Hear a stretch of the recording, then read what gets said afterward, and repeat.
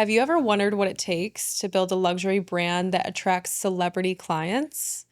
Today's guest built a Pilates studio and turned it into a full-blown lifestyle brand with multiple locations, products, events, and a digital platform. Sydney Dumler is the founder and CEO of Forza Pilates, and she's redefining the studio experience through elevated design, community, and contemporary movement. Based in Nashville, Sydney has built a cult-following brand that's been recognized by the New York Times and trusted by clients and shoppers like Kelsea Ballerini, Sabrina Carpenter, and Kacey Musgraves, just to name a few. Through Forza's various offerings, Sydney has positioned the brand at the intersection of fitness, fashion, and lifestyle. And honestly, if you know, you know. But today isn't just about what Forza is. We're getting into how she built it. We're talking creative direction, how a mood board turns into a gold frame mirror or a candle scent with a name that means something. We're talking about what luxury actually means in a fitness studio and how she's built a brand that reads as luxury rather than just expensive. We're getting into her marketing, her ideal client, and her honest take on the celebrity moments that have followed Forza around. And we're talking about her journey from a music business degree into director of operations to building one of the most talked about wellness brands in the country. This is the Cultivate Podcast, and I'm your host, Alex Canavan. Now let's dive in.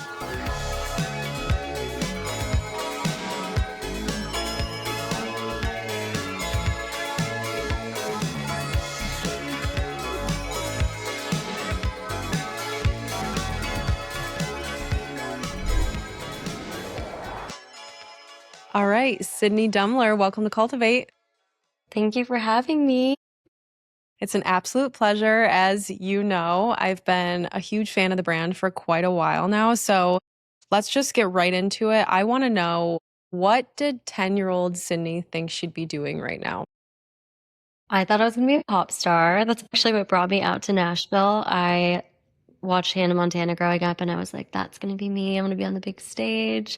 I came out here to go to Belmont for music school. And during my entire time at college, I was kind of into worlds of fitness and music. And I aligned so much more with the lifestyle of my fitness friends and just felt like it was calling to me a lot more. And I was leading teacher trainings.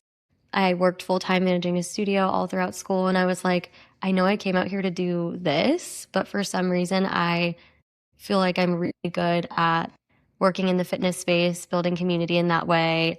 And sometimes like being a musician can feel lonely or like you're just on a one-person team, especially when you're just trying to make it as an artist. And I loved the community and team aspect of working in fitness. So kind of just kept pulling me this direction. And Yeah, honestly, that makes a lot of sense to me though, because I grew up dancing competitively and then I thought, right after high school, I thought I was also going to be a pop star, but not really. I was hoping to dance, be like a backup dancer, be in music videos, and I feel like the theater kid to business entrepreneur life pipeline is so real, and especially like the fitness space too, with people that grow up in the performing arts.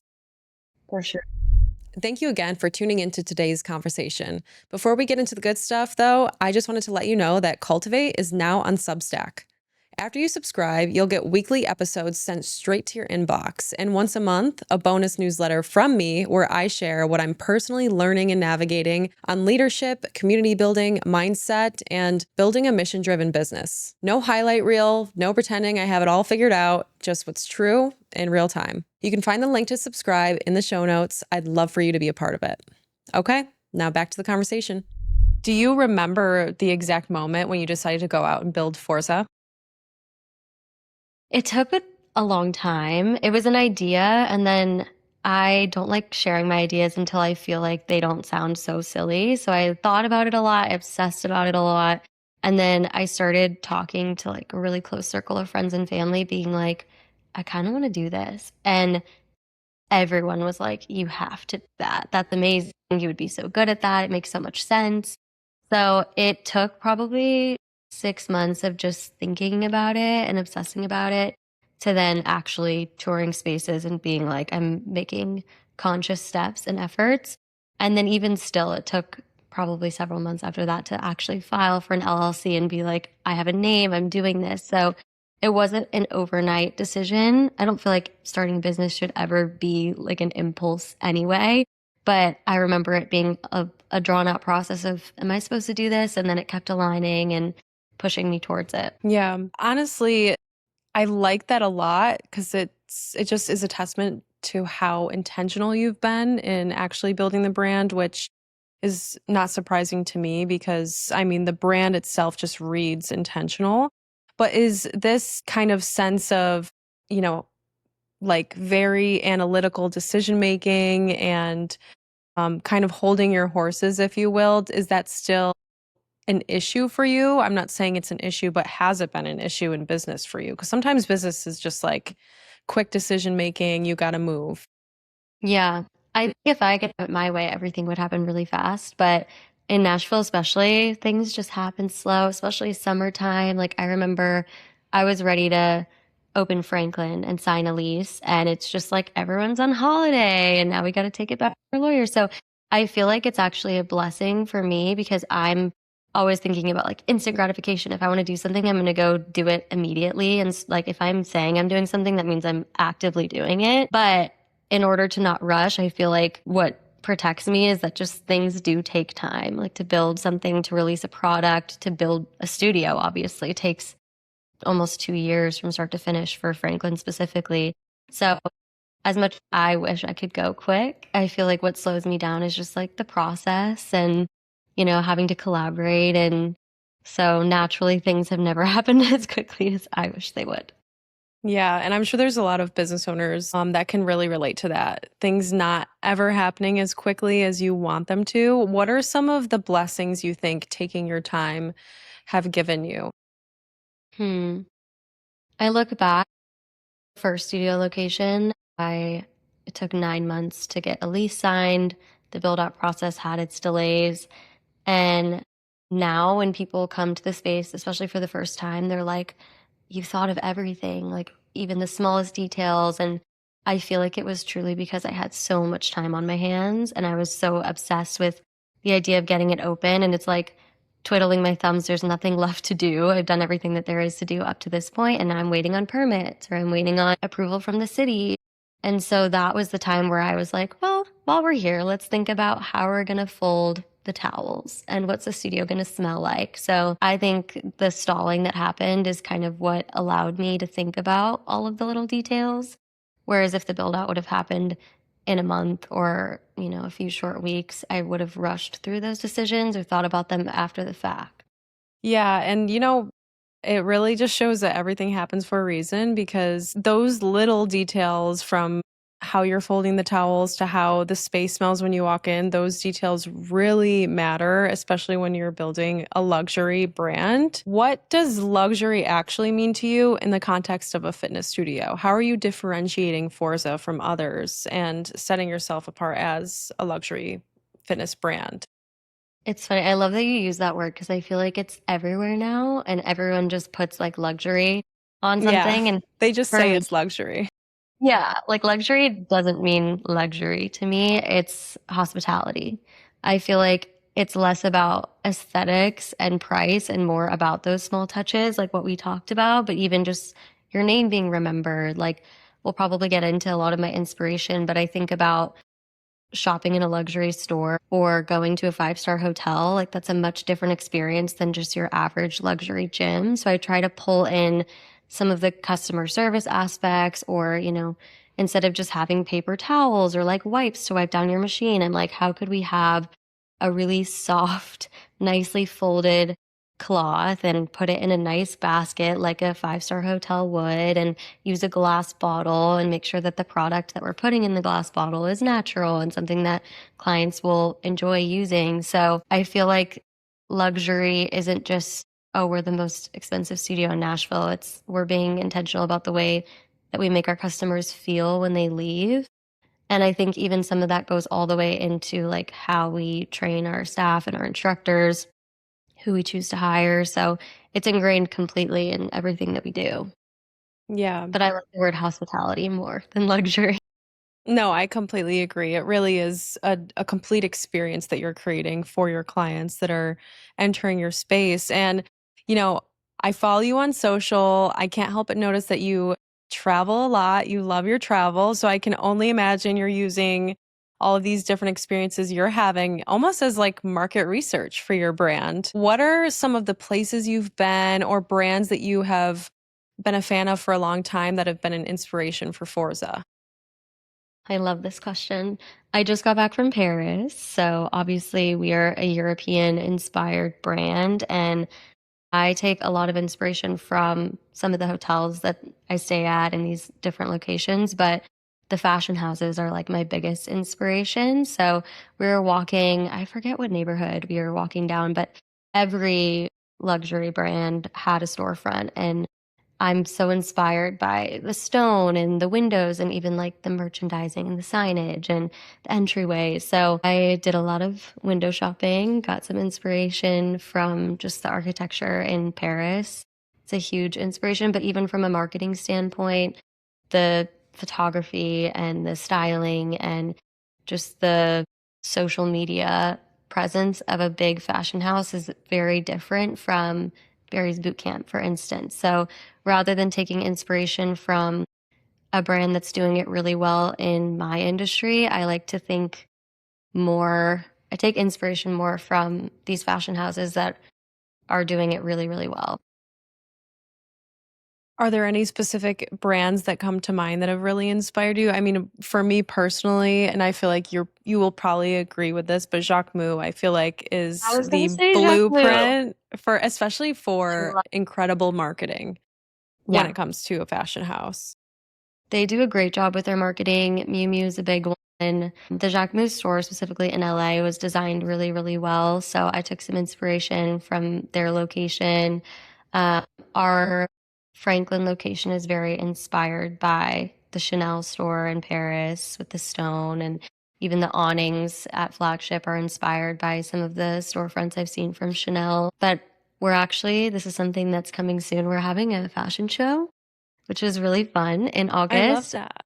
I've never seen a Pilates studio do anything like that, but I take all this inspiration from, watching the shows online and seeing what all these big designers are doing. And I was like, this could be a really fun community event to just separate us and differentiate us that much more and like put us more into this fashion luxury category that we're always aiming to be in. So, yeah, I would say Jacquemus, Chanel, Miu Miu, but they all have different things that you can take from. I'll see a shoot or a reel, and I'm like, this is insane. I love that so much. A fashion show for a Pilates brand, a Pilates studio. That sounds so interesting. Are there any fitness clothing brands that you're loving right now that you feel like are absolutely doing things right? So many. PE Nation is one of my favorites. They are an Australian based brand. And then Adenola is a brand that I work with closely. They'll be working with us on our retreat this year.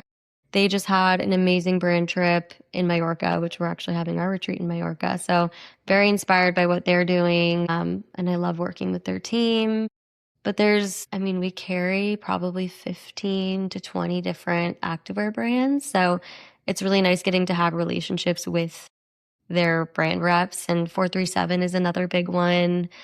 They've been super supportive of us. We've held events with them. So those are probably like my three favorites off the top of my head. I want to hear more about your creative process. I mean, just from everything I've seen, I just know you're already an incredibly artistic individual. So I'm just curious, what does it look like from start to finish when you decide you want to launch a new product, host an event? Are you starting with the mood board? Hmm. I feel like it's usually collaborative. People come to me like every day, probably. Like me and our events manager joke, we're like, we can't leave the house without like planning another event. Like I'll see someone and they'll be like, oh, we should do this or we should do that. So usually my ideas lately come from collaboration or someone reaching out being like, we should do something together. So an example, we're actually releasing a jewelry piece, which is our first. And again, I don't think I've seen a Pilates studio release fine jewelry before, so it's kind of really fun and creative for us. But I was introduced by a mutual friend to this jewelry designer who had just moved to Canada. She was a big fan of the brand. And I remember going into the meeting being like, I'm always like so happy to meet other founders, but I wonder like what would make sense for us to collaborate on. And I'm a verbal processor. So if I just get to talking with somebody, like by the end of the meeting, we'll have like 5 business ideas. So I was just talking with her and I was like, I don't know, people don't really wear jewelry to class besides like their aura ring. And I was like, wait, what if we made, I've seen these covers for aura rings. What if we designed one specifically for Forza clients and like she can make it locally in town? And I had so much vintage inspiration just saved. So it's funny because I see things on Pinterest all the time or just online and I'll save it. I have like probably 4,000 photos banked in my phone in like a separate folder of just inspiration. And I had these rings saved that I thought maybe would be like an engagement ring or something someday. And then I was like, wait, I have these rings in my head that I've had saved that I love. Like, what if we made that or use the inspiration from that? So that's kind of how that idea came to be. And then it just snowballs from there. Like, how do we make this feel on brand or what are we going to call it? And that's become very collaborative too with my marketing team. But before I had them, it was really just talking it out with a friend, or I'm very much verbal. So I have to like talk through things to really flesh out an idea. But that's usually how it starts. No, same here. And anytime I'm talking with someone over email about a partnership, I'm like, yeah, this all sounds great. Can we just hop on a call though? I just need a phone call really quick. I swear I'll keep it short, but heavy on the verbal processing. I love this though. And I love that you are so collaborative and you find really creative ways to work with other brands to just bring something new and fresh for your community. Are there any brands or like collaborations that you're manifesting right now that maybe are not in the works, but like maybe a dream collab? For sure. I really want to design an activewear collection with a brand. There's like so many dream brands that I would love to work with on that. But I was able to design socks and leg warmers for Stems, which is a LA based brand. And it was so fun. They let me lead creative. So I got to direct the shoot and we got to hire our own models and photographers and just work with our team. But it was such a fun way to like collaborate with a really good manufacturer. And so it's like they did what they do best. They made a really quality product. And then we got to collaborate on a launch event and everything like that. So seeing how well it worked to release a product in collaboration with another clothing brand, I would love to expand on that more. That's also kind of what led me to this Aura Ring idea, is just seeing how great it is when someone's really good at making a specific product that we wouldn't even know where to start. It's like we can put our heads together and do something. Yeah. I mean, that's really just the power of collaboration, right? Is why would you try to reinvent the wheel yourself or do something completely new, totally on your own when you could just join forces with someone that works well with you, but also knows so much more than you? That's the magic. Exactly. It sounds like you are that said, it sounds like you work with a lot of people. You have a lot of people in your world that are all kind of working together to make Forza a huge brand. And did you have a ton of leadership experience prior to being the founder of Forza? I did, and I'm so glad that I did, because I think that has always been the most difficult part. Because even when I was working in leadership before, I was still the messenger. I wasn't the owner of the company. So if I didn't have the prior experience, I think it would make what I do now that much harder. Back at my college job that I mentioned earlier, I was an assistant manager of a yoga studio for like several years. And then I got poached from one of our clients there and started working as a general manager and worked my way up to be director of operations for a growing wellness cafe in Nashville. And it got to a point where I was 22 years old, managing 75 plus employees that were all like my age or older. I was managing all their schedules, all of their time off, everything, hiring, firing. And it gave me such good experience that even my most stressful day now at Forza doesn't compare to the job that I had leading up to opening this business. And I was also getting advice from the CEO. I was his right hand and worked really closely with him. So it was a great way to get experience in all different types of situations. And I feel like the people that work at Forza are so bought in to what we're doing, what we're building. And a lot of them have to go through extensive training to be considered. So it helps that the people that work for us really want to be there. And so the management aspect has been really easy from that standpoint. That's incredible. I wish I had an experience like that prior to doing what I'm doing now because you're right, leading other people and being the leader is hands down the hardest part of the job. And I've found that it always boils down to communication when there is an issue, right? And I'm always trying to figure out ways to become a better communicator, to communicate more efficiently, but also just more thoroughly. Some of the biggest breakthroughs happen when you finally step away from the noise long enough to hear yourself again. This is Camp Collective, an intimate women's leadership retreat November 13th through the 15th at Vanderkamp in Central New York. Equal parts strategy and restoration, a weekend designed for women who are ready to rest, reflect, reconnect with their vision, and build a real plan to bring it to life. Think community building, connection, and reflection, paired with yoga and breath work, guided workshops on vision casting and execution planning, time spent outdoors on the trails at Vanderkamp, sauna and cold plunge sessions to reset, and of course, bonfires to close out the evenings. Camp Collective is exclusively for members of the CNY Women's Network. And right now, we're offering First Ascent access until July 31st to lock in the lowest rate possible, get priority room selection, and help shape the weekend itinerary before it's finalized. Only 4 spots remain, and access closes July 31st or until spots fill up. Learn more about Camp Collective at cnywomensnetwork.com/camp. And if you have any questions about becoming a member or joining First Ascent, email join@cnywomensnetwork.com to get the conversation going. Step away, come back with clarity. What are some of the things that you're doing with your team week by week, maybe day by day, to make sure we're all on the same page and all of our priorities are aligned? Yeah. I think the hardest thing is that it's really easy when things get lost in communication. It's usually that someone is taking something personally. And so I always try to think from that aspect of like, how do we make things super black and white so that there's no room for someone to think that it's a personal decision? So I have like instructor review forms where it's like, did the instructor greet clients? Yes or no? Did the instructor correct form during this safety, hazard? There's not a safety hazard, but did they correct safety Mm-hmm. during this specific part of class? Yes or no?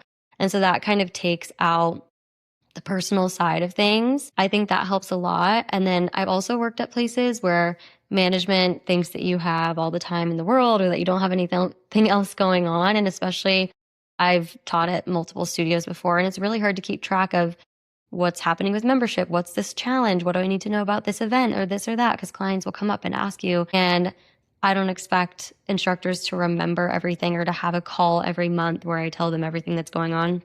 So we have a one page that we send out every 2 to 3 weeks. That's just the need to know to save them time and make sure that they feel well equipped to answer questions. We have it printed at the front desk. So trying to minimize communication, but also make sure that they have what they need is really important.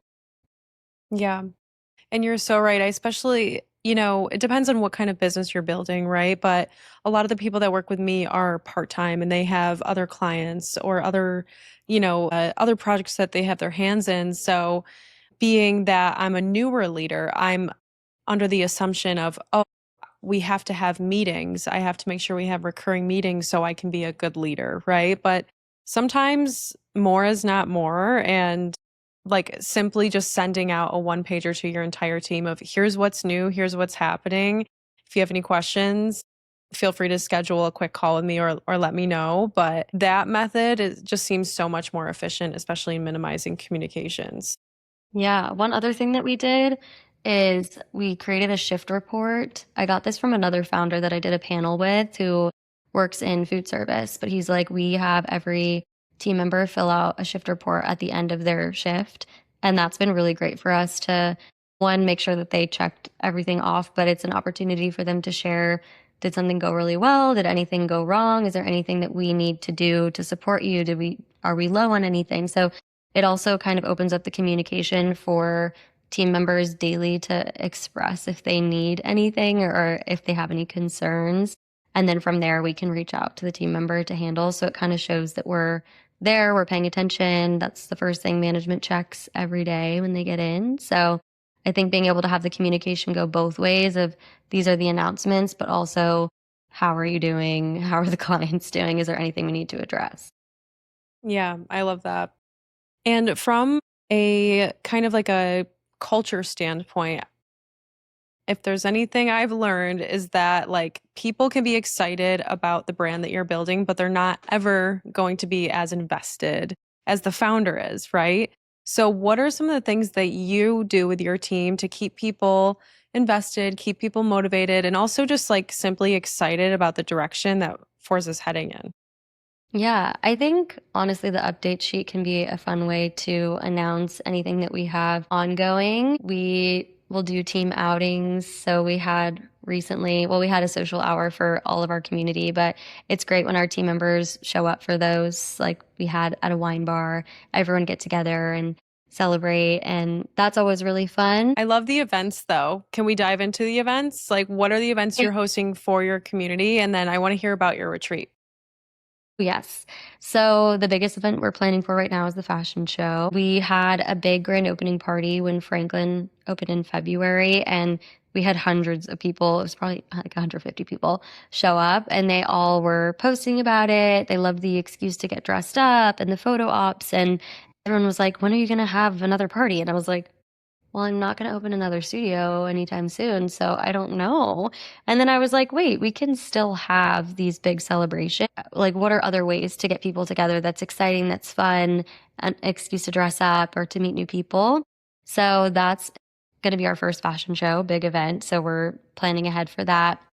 We have different in studio events. This month, we're doing a customer appreciation coffee pop up. So, our in house barista is just going to give complimentary coffee to everyone who takes class. And then the retreat, obviously, in October is taking up a lot of my time. So, this will be our third retreat. We've done it every October, and it's in Majorca. So, our first one, not in the Hamptons. We're hosting it at a really nice hotel in Majorca, and they've been awesome to partner with.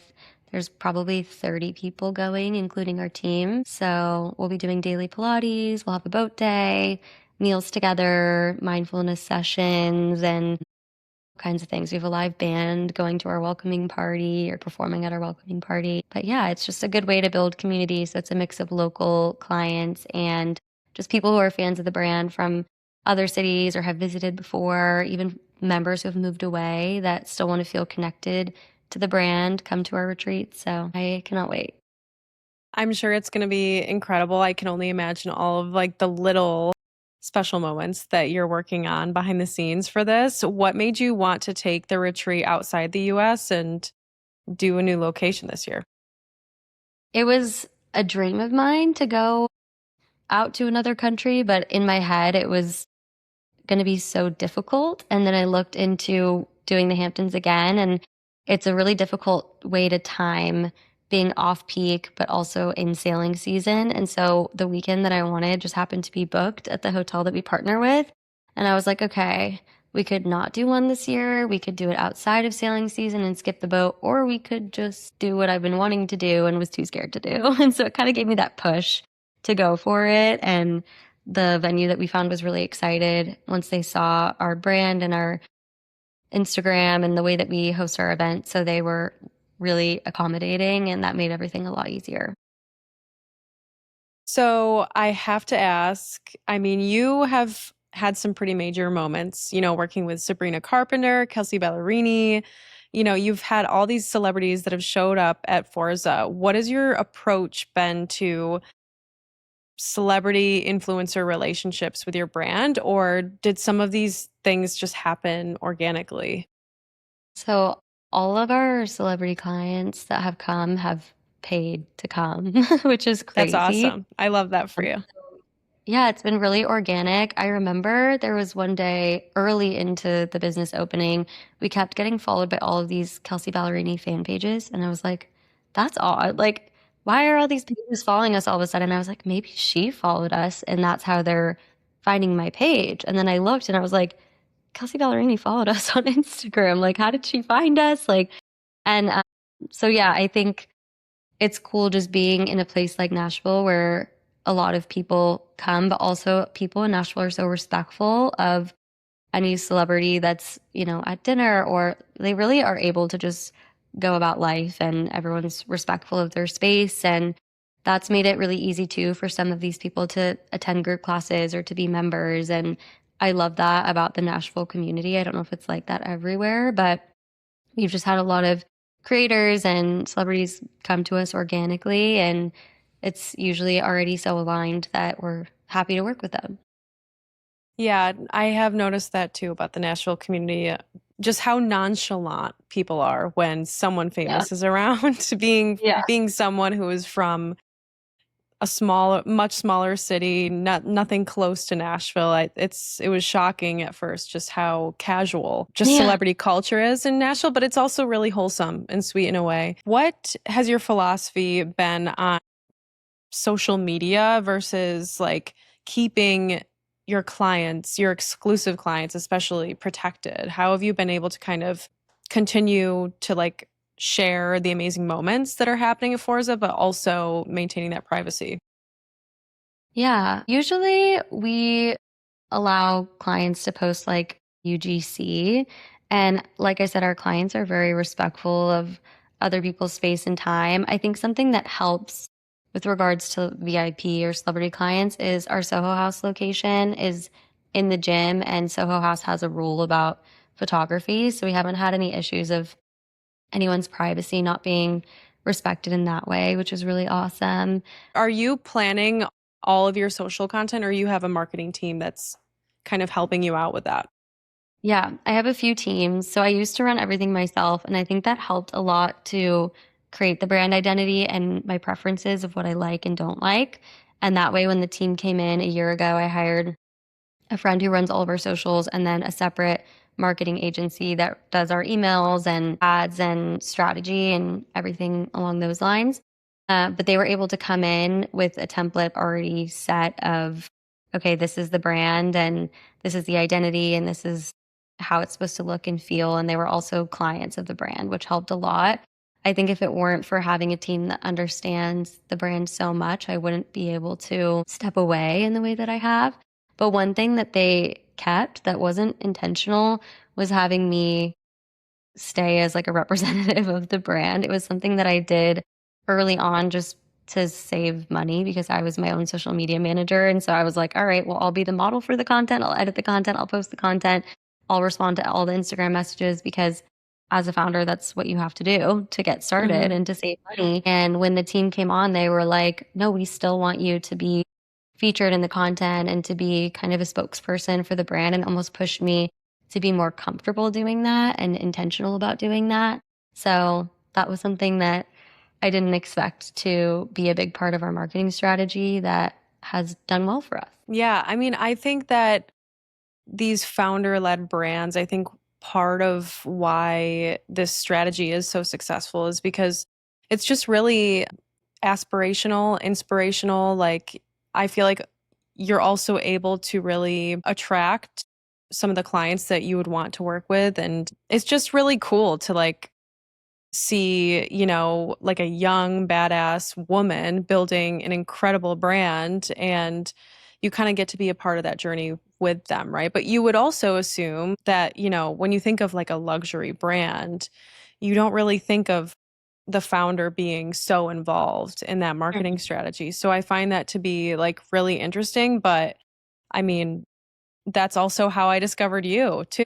How have you been able to like differentiate though from Forza with your personal brand, or where would you like to see your personal brand as Sydney Dumler headed Mhm. aside from Forza? I feel like my personal brand is so ingrained into Forza, and it will probably always be that way. But I think it's interesting, like in difficult times in the brand, maybe a founder would decide to separate themselves. But I kind of take the opposite approach where I think it's really important when there's criticism to face it head on and be like, hey, I'm the person behind this, and I remember there was like a big mistake that we made. We had a turnover with our events manager. And so one person had left, a new person had come in, and something slipped through the cracks. Private event that was booked, and we didn't have an instructor scheduled to work. It was like not my mistake, but I was like, well, I'm going to take this because it, at the end of the day, is my brand and I'm putting my face on it. And I personally called the client instead of emailing customer, from customer service or having my manager email. I like called the client on the phone. I apologized. I brought them sweatshirts and perfumes and candles for their hotel room. Like I really wanted to show that like I'm taking ownership over this and I am sorry. And just kind of like bringing that human aspect versus a corporate like company. And I think that earned us a little bit more grace from the customer and also like really built a relationship. She was so appreciative. And I think that approach works better than just, sending a refund, sending a standard apology message. So I really do try to ingrate myself in everything that we do, even when maybe that might not be the typical approach. Yeah, no, it is certainly like it adds that real human element to the brand. And no matter, I think that that'll always get you far though. No matter how big the brand grows, it's important for your customers and your clients to remember that there is a human being who has like poured their entire heart Yeah. and soul into this business, and you're still here and you're still like leading the ship despite, Yeah. the team that you've grown and like the infrastructure that you've built under the Forza brand.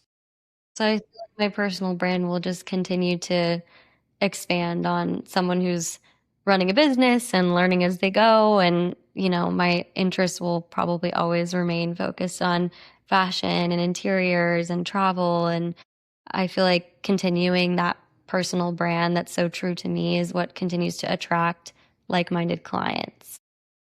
Yeah, absolutely. Can we talk about like the name behind Forza and just your approach to some of the products that you've developed? I know you guys have a signature scent. You guys have Mhm. not just retail, but you guys have merch, and you guys are really doing a lot of creative things too.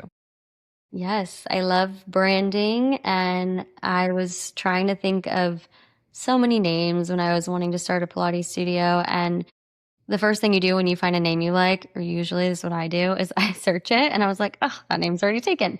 That name's already taken. So I think I had a lot of ideas and none of them were really available to me. Opening in 2022 was when I filed for the LLC. So I was like, all right, let's think about maybe a different language, like a word I could find. And my dad's Italian, my mom's Japanese. And I looked at all types of words and phrases and things that meant something to me. I talked to my grandma who speaks Italian, and I was like, this word, I kept coming back to, it's pronounced Forza. I kind of like that. I thought that was fun. So I remember I saw Forza and I was like, that kind of has a nice ring to it. I could see it almost having a name of its own, like just apart from Pilates, just the word Forza on its own is really powerful. And I knew that a lot of my influence for the decor and the design would be heavily European inspired. So I sat with it for a little bit. I had people say it back to me in context. And one of my friends was like, yeah, I'm going to Pilates at Forza, to put it into context. And I was like, that fits. I feel like that Yeah. sounds so good. And then expensive was something I came up with maybe a month into us being open. I was already working with Ranger Station. I had picked out the scent. I didn't know what I wanted it to be called. I was probably just going to call it Forza. And someone made a TikTok criticizing us for our prices.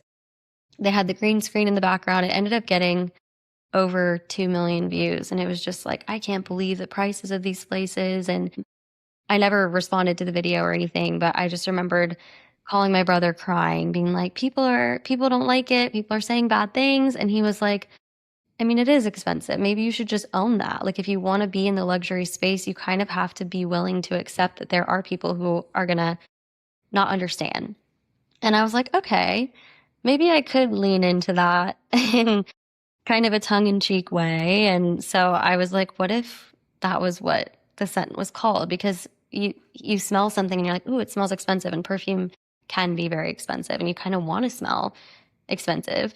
So I was like, what if I named the scent that? And then our smoothie ended up being called Expensive by Forza. And it just had, again, like a nice ring to it. And I thought it was kind of a fun way to feel empowered by criticism and lean into the joke a little bit. I So yeah. actually think that's a fantastic idea too, because it's almost like if you know, like you're in on the joke.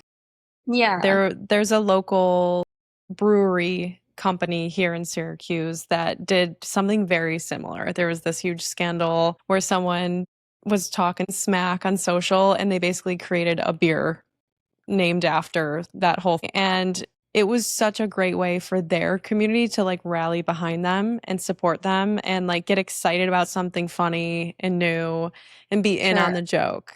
I love Yeah. that. We already talked about collaborations and partnerships, but I would love to know a little bit more about how the Forza Atelier at Soho House happened. I mean, Soho House is such an iconic luxury hospitality brand, so aligned with what you're building at Forza. Did they Yeah. approach you? Did you pitch them? Like, that sounds like a dream. It's actually another similar story that could have ended badly. And then I apparently know how to pivot well because the reason we ended up at Soho House was around 4 or 5 months into being open. We had a neighbor move in next door who was like, this music is too loud. I'm going to sue. Our neighbor was calling the police every day, like talking to building management. And it became a huge thorn in my side. And I think the landlord side as well. We eventually get a call from the landlord and he's like, hey, I need to soundproof the wall because I don't, want to get in any trouble. I don't want any issues. So you have to move out for 2 weeks. Like you have to close. And I was like, I can't do that. What am I going to do? Refund everyone's membership fee? Just expect them to go to another studio for half the month and 2 weeks could easily turn into 3 or 4. I know how construction goes. So I was like, I can't. And he's like, well, if you could find a space to pop up, like we would help you move the machines and pay the rent. And I was like, I don't, the whole point of Forza is the space. Like there's nothing even that could compare or that feels similar except maybe Soho House. And it's down the street. So I was like, okay, what if I could get that to work? Made some calls. And I think maybe they had already been interested in the idea of a reformer concept in their space, which is why they were so open when I reached out. So we did kind of a test run. We had our pop up there for 2 weeks while construction was ongoing. And by day 3, Soho House had so many members asking if the reformers could stay that they made me an offer. And I was like, this is another situation that started out really badly. It was like the worst thing that had happened to me since the business opened. And it ended up giving us our second location. So it was a crazy, crazy turn of events. And we tried to be smart about the way we marketed it. Our customers just thought it was a fun staycation for the summer and that we were just like going to Soho House for 2 weeks because we can. But it was like, no, we're actually tearing down the wall back at the studio and would have had to otherwise be closed. So yeah, that was how that Yeah, happened. that is a blessing in disguise, honestly. I It did really not was. know that that's how that happened, but I And it absolutely was a love great that lesson. for you. Now, whenever we're negotiating new leases, like we really make sure that anything related to sound, we are protected because that was my first lease I ever signed. I never thought that it'd be an issue. We don't even play our music very loud, but it's something really important to consider as a fitness studio because music is such a big part of the experience. And now I know. Well, that said, I would love to know. I haven't had the chance to try out Forza yet, but I definitely am going to try to come in next time I'm in Franklin. Walk us through what the Forza experience is. Yes. So everybody books through the app or through the website. And when you book, you pick your reformer. So it's really nice. I love having a specific spot in a yoga class, or I have a favorite reformer at a lot of the studios I go to. So to be able to, from the jump, customize your experience, I think is really important. But that also helps so that when you arrive, the team can give you a full walkthrough. They know your name, they give you a tour of the studio, they walk you to your reformer. They set it based on your height for you. And then the instructor usually will introduce themselves, walk you through the machine if you've never been to a class. Then the class is 50 minutes long. Throughout the class, you have different customization options. We do offer a lot of different spring options and then modifications and advancements. So, usually, even if it's your first class and you're advanced or you're a beginner, you'll be able to get through the whole class and feel like you were challenged. And at the end, I'm like, what do we do at the end? That's pretty much the experience. You just take the class, and then, of course, we thank them. We try to use their names during class, after class, ask them how it went. We have clothes in the lobby for people to shop, or candles, a little store. So after class, you can get some merch. Fun. Nothing like getting a little treat for yourself after Pilates. Before we wrap up the conversation, Sydney, I do have a few rapid fire questions for you. These are fun. Okay. First one is, what is one word that describes the Forza woman? Inspiring. I love that. What is your current favorite piece of Forza merch item? Our petite perfume. It's a little Ooh. roller bottle. It's perfect for after Pilates. We have them at the studio for people to use too, but I love it. You just explained the scent. My next question is scent, sound, or song you'd use to describe the brand. I was gonna say vanilla, but the brand isn't vanilla. Maybe just clean. I love that.